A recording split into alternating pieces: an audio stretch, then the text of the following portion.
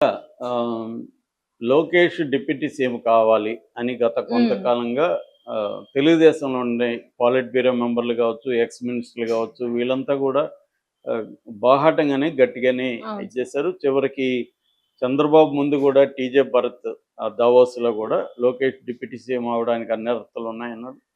లోకేష్ కూడా ఆ మధ్య విశాఖపట్నంలో అడిగినప్పుడు నేను డిప్యూటీ సీఎం కావాలని కోరుకోవట్లేదని ఎక్కడ చెప్పలేదు. దాని బదులుగా అతను ఏమన్నాడంటే 2 విషయాలు చెప్పాడు. ఒకటి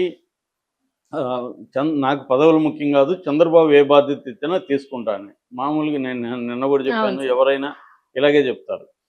అంటే వాళ్ళకి కావాలనుకున్నప్పుడేమో బాధ్యత, హ్మ్. వద్దనుకున్నప్పుడేమో పదవి అలా అయిపోతుంది. సో, అలా చెప్పాడు. అట్లాగే చంద్రబాబు గూడా ఎక్కడ లోకేష్ డిప్యూటీ సీఎం అవ్వాలా కాదా అనేది ఎక్కడ హ్మ్. మాట్లాడలేదు.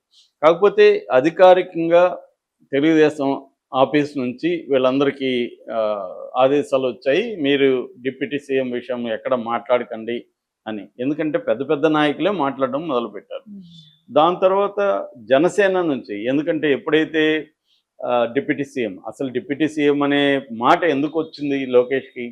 అంటే పవన్ కళ్యాణ్ డిప్యూటీ సీఎంగా ఉన్నాడు. పవన్ కళ్యాణ్ తన పని తను చేసుకొని వెళ్ళకుండా, ఒక మినిస్టర్ హ్మ్. లాగా బిహేవ్ చేయకుండా, అతను ఒక రాజ్యాంగేతర శక్తిలాగా బిహేవ్ చేస్తూ, ఒక ప్రతిపక్ష నాయకుడిలాగా, ఒక జగన్ చేయాలని పని పవన్ కళ్యాణ్ చేస్తూ, హ్మ్. ఎందుకంటే కూటమిలో సమస్యలొస్తే వాళ్ళతో వ్యక్తిగతంగా మాట్లాడాలి. ఇప్పుడు ఫర్ ఎగ్జాంపుల్ హోంశాఖలో పోలీసులు ఎక్కడో సరిగ్గా హ్మ్. బిహేవ్ చేయలేదు. అప్పుడు ఆయన ఏం చేయాలి? ఆ శాఖ అధికారులతో మాట్లాడొచ్చు. లేదా ఆ మంత్రి పేషితో మాట్లాడొచ్చు. అవును. లేదా డైరెక్ట్‌గా మంత్రితో కూడా మంత్రితోనే మాట్లాడాలి. ఈయన మాట్లాడొచ్చు. మాట్లాడతానంటే ఏ హ్మ్. మంత్రి కూడా దీనికి పరిస్థితి ఏమి ఉండదు. సో, ఆయన అప్పుడు కూడా వినకపోతే చంద్రబాబు దృష్టికి హ్మ్. తీసుకెళ్ళొచ్చు. ఇట్లా నేను చెప్తున్నాను వినట్లేదు మీరు మాట్లాడండి. అప్పుడు చంద్రబాబు ఇది కదా ఒక కూటమిలో జరగాల్సిన అవును ఒక సార్. వ్యవహారం. కానీ పవన్ కళ్యాణ్ అలా చేయట్లేదు. పవన్ కళ్యాణ్ ఏం చేస్తున్నాడు? మొన్న పిఠాపురం ఫర్ ఎగ్జాంపుల్ లేటెస్ట్‌గా పిఠాపురంలో కేసులు అక్రమాలు జరుగుతున్నాయి. గాంజా ఉంది. మా వోళ్ళు కేసులు పెడితే తీసుకోలేదు. పోలీసులు స్టేషన్‌లో పంచాయతీలు చేస్తున్నారు అని ఓపెన్‌గా మాట్లాడాడు. హ్మ్. అది నువ్వు మాట్లాడాల్సింది ఎవరిని? అక్కడ ఉన్న డీఎస్పీనో లేకపోతే అక్కడ ఎవరు ఇన్‌చార్జో వాళ్ళతో మాట్లాడొచ్చు. లేదు ఎస్పీతో మాట్లాడొచ్చు. లేదు నీకు ఎస్పీతో మాట్లాడడం నామోషి అనుకుంటే మంత్రి కదా నేనేంది ఎస్పీతో మాట్లాడి నువ్వు ఎవరినో ఒకరిని మాట్లాడించొచ్చు పేషీలు. అది కూడా లేదంటే డైరెక్ట్‌గా డీజీపీతో మాట్లాడొచ్చు. నీకు అది కూడా నామోషి అనుకుంటే హోమ్ మినిస్టర్‌తో మాట్లాడు. ఇది కదా ప్రొసీజర్. హ్మ్. ఇది వదిలేసి ఓపెన్‌గా ఎందుకు మాట్లాడుతున్నాడు? జగన్ మాట్లాడుతుంటే అర్థం చేసుకోవచ్చు.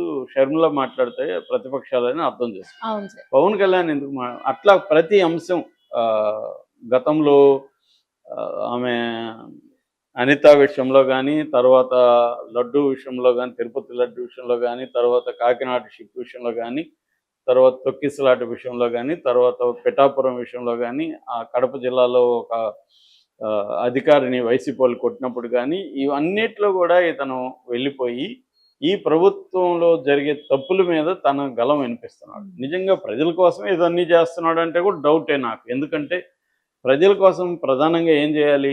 6 గ్యారంటీల అమలు మీద ఇతను పోరాడాలి. అది గదా జేయాలి. ఎందుకంటే ప్రజలకి అది గదా వీళ్ళు హామీలిచ్చారు. నేను హ్మ్. గ్యారంటీ అని పవన్ కళ్యాణ్ అనేక చోట్ల చెప్పాడు. ఇప్పుడు చంద్రబాబు చేతులెత్తేసాడు. ఒక్క వృద్ధాప్య పింఛన్లు అవి గూడా కట్ చేశారు. వృద్ధాప్య పింఛన్ తప్ప ఇంకేది అందట్లేదు. డబ్బులు లేవు. నేను డబ్బులొస్తే ఇస్తానని ఓపెన్‌గా గూడా హ్మ్. చంద్రబాబు చెప్పేశాడు. మరి దీన్ని మాట్లాడాలి గదా! ప్రజలకి అన్యాయం జరుగుతుంది. మనం హామీలు ఇచ్చాం గదా! మనం ఎందుకు నెరవేర్చట్లేదని ఏం నిలదీయకుండా, కావాలనే ప్రభుత్వాన్ని ఇరుకునబెట్టి, అది గూడా లోకేష్ యాక్టివ్‌గా ఉన్న చోటే అటాక్ చేయడం. ఎందుకంటే ఇప్పుడు మొన్న తొక్కిసలాట తిరుపతి తొక్కిసలాటలో గూడా టీటీడీ చైర్మన్ రిజైన్ చేయాలని చెప్పడం హ్మ్. అంటే, టీటీడీ చైర్మన్ బీఆర్ నాయుడుని పెట్టింది లోకేష్. ప్రధానంగా నియామకాలన్నీ లోకేష్ కంట్రోల్‌లో ఉన్నాయి. గవర్నెన్స్ అంతా కూడా day to day governance all మినిస్టర్‌లకు సంబంధించి ఎక్సెప్ట్ పవన్ కళ్యాణ్ లోకేష్ కంట్రోల్‌లో ఉంది. ఒక రకంగా లోకేష్ సకల శాఖ మంత్రిగా హ్మ్. పనిచేస్తుంది. దీన్ని బ్రేక్ చేయడానికి పవన్ కళ్యాణ్ ఈ మార్గాన్ని ఎంచుకున్నాడు.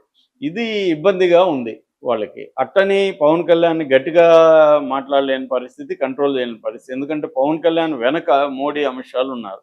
పవన్ కళ్యాణ్ టచ్ చేస్తే వాళ్ళు రంగంలోకి దిగుతారు. హ్మ్. ఈ ఇబ్బందితో చంద్రబాబు చాలా సతమతమవుతున్నాడు.